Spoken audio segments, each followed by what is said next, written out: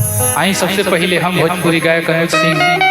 जब भी हमके देखा था सबके होके प्रणाम करता नहीं गोल लगाता नहीं। आई रुआ सभा के बीच में एगो राम भजन सुनावता नहीं। इस समय के बात बा जब लक्ष्मण जी के शक्तिवान लागल रहे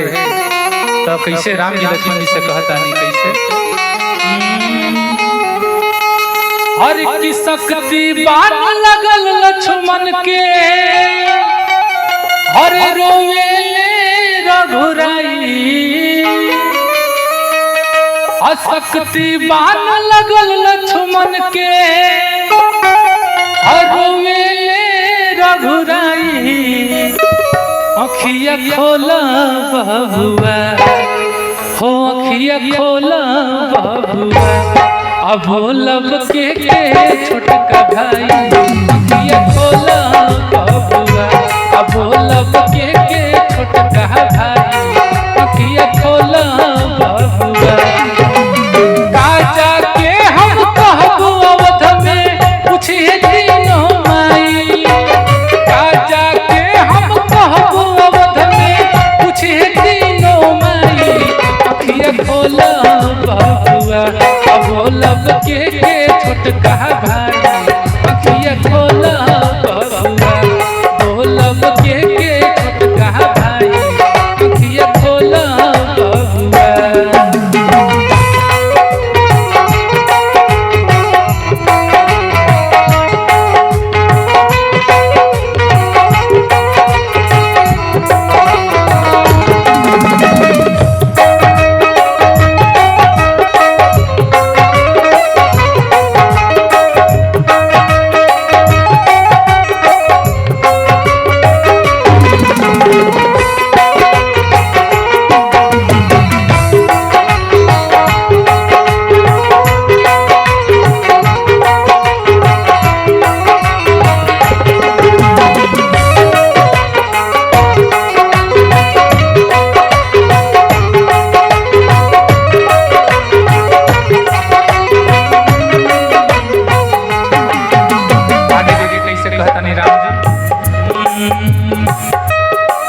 राजभवन के त्याग तू हमारा साथे बन में आइला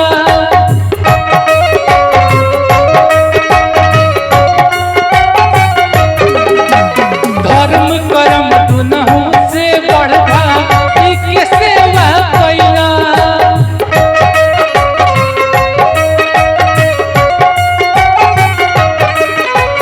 राजभवन के त्याग तू हमारा साथे करम दुनहु से बढ़ा इसके सेवा कैला फिर बोला तोहरा बिन हमरा कैसे जियल जाई फिर बोला तोहरा बिन हमरा कैसे जियल जाई अखिया खोला बबुआ अखिया खोला बबुआ बोलब के छोटका भाई अखिया खोला बोलब के छोटका भाई अखिया खोला बबुआ।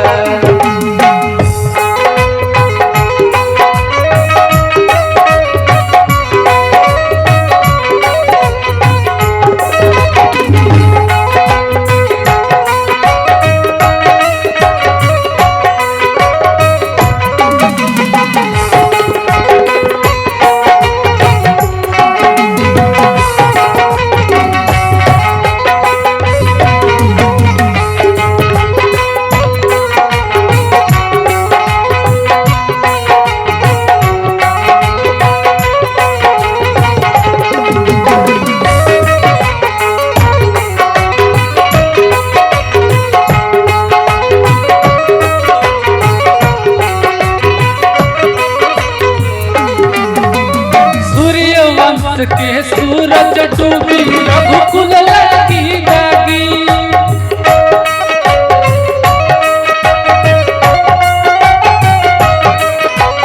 जुग जुग बात चली है भौजाई रहलिया भागी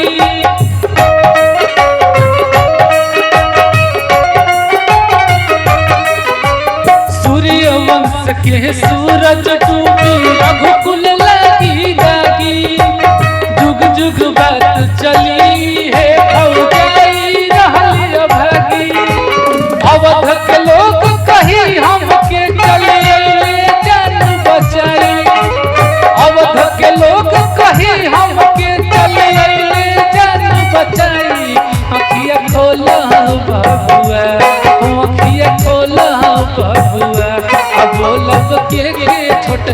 भाई अखिया खोला हो